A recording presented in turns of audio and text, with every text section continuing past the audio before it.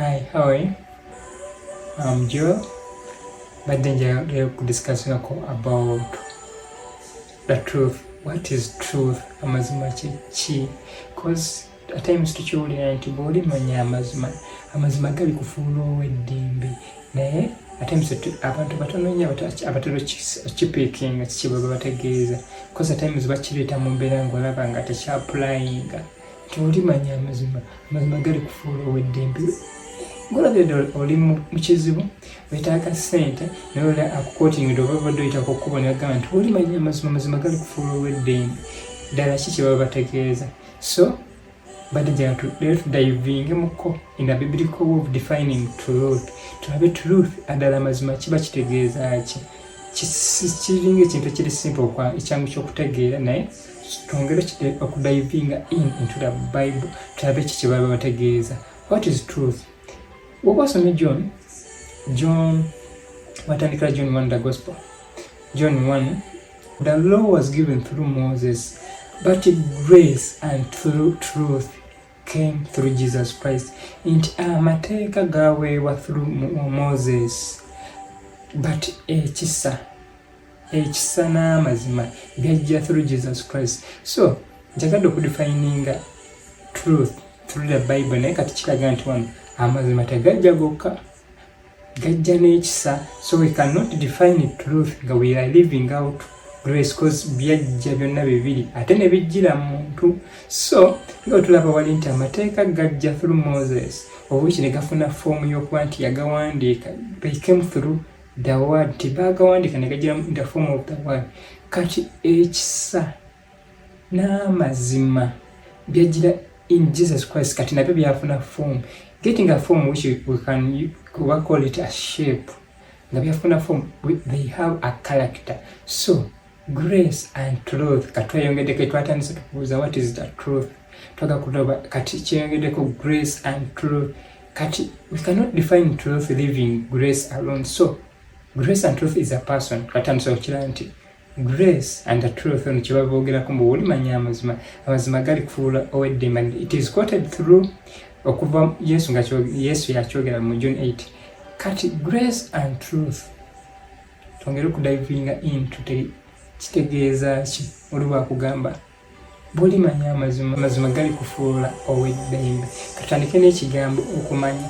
Ndakootingayo mu Bayibuli gyetandikira mbu Adamu n'amanya mukazi we, we yamala okumanya mukazi we ne bazaala. Nti knowledge kino kyonna ky'omanya kizaala ekintu kyonna, like kizaala wakirina result ekyandibadde nga fruit.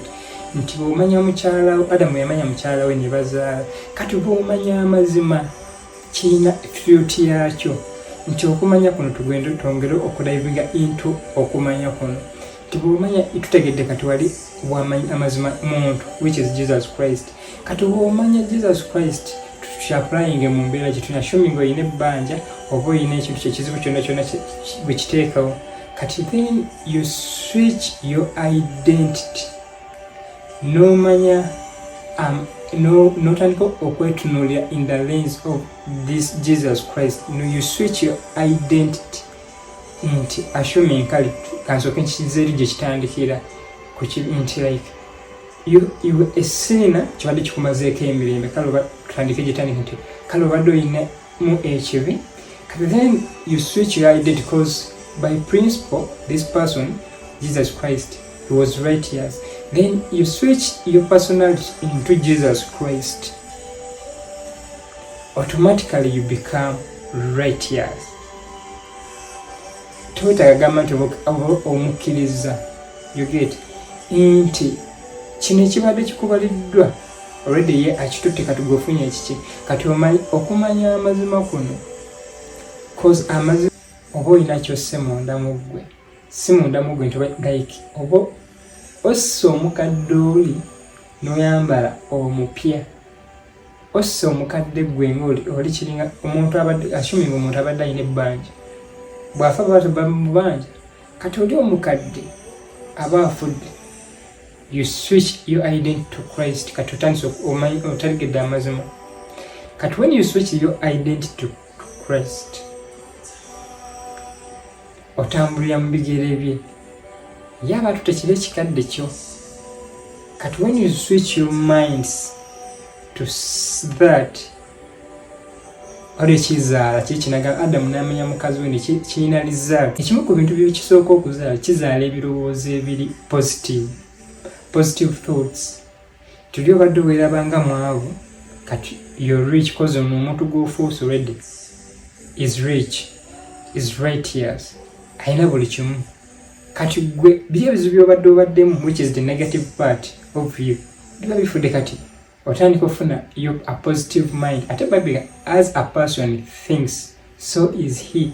Ekyo kyolowooza kye kikola otandika okubeera nga you are in making. So if you keep tuning your mind in such a way, you're moving through faith. That is the journey of faith. Already we return to Gitandi. The righteous shall live by faith. Already, again, you tuned yourself into another man, which is Christ Jesus. Simanyi okiraba ekyo. Ngezaako bisimplifyinga binyume ate byangu okutegeera.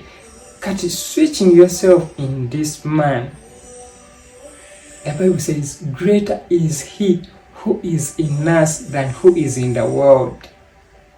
Wow. You're applying the truth. You're applying this person. You're overcoming the world in a simple way, which is sweet. Just tune yourself in such a way. You're going to overcome each and every obstacle. Mukama wa mukisa.